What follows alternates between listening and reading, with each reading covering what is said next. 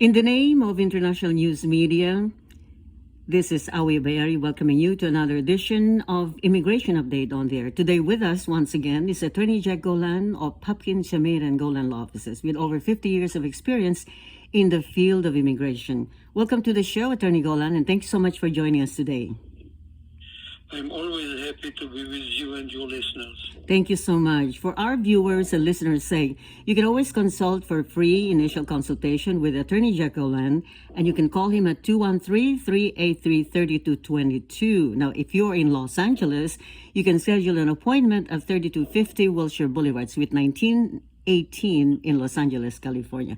Attorney Golan, in the last few weeks, we were deluged with so many calls from viewers and listeners with regards to the recent ruling of the U.S. District Court of Texas. Will you kindly give us the specifics on the new ruling of the Deferred Action for Childhood Arrivals, which means that they say it's unlawful to stay in the United States for DACA? This court, or actually this judge in Texas, is known for his anti-immigration position, and every time some conservative, some Republican governor wants to achieve something against immigration, they file a lawsuit in the court of this judge. This is what is called forum shopping. In any event, this is permissible and they do it successfully. Now, this judge ruled again that the government's attempt to formalize the procedures for DACA is illegal.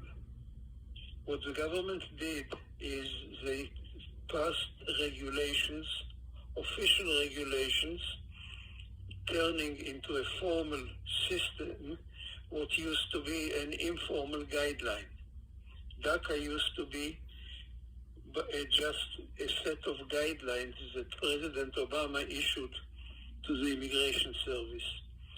And originally, several years ago, the same judge decided that this arrangement by guidelines is illegal procedurally.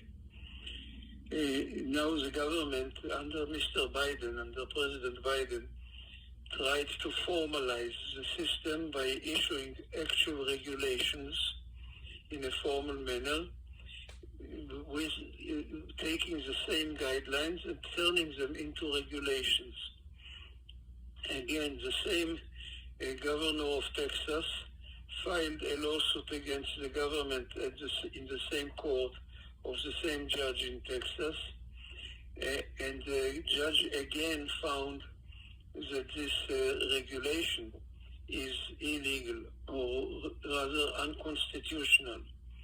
So the president or the Immigration Service exceeded their authority by making such regulations, and that the whole DACA system is illegal.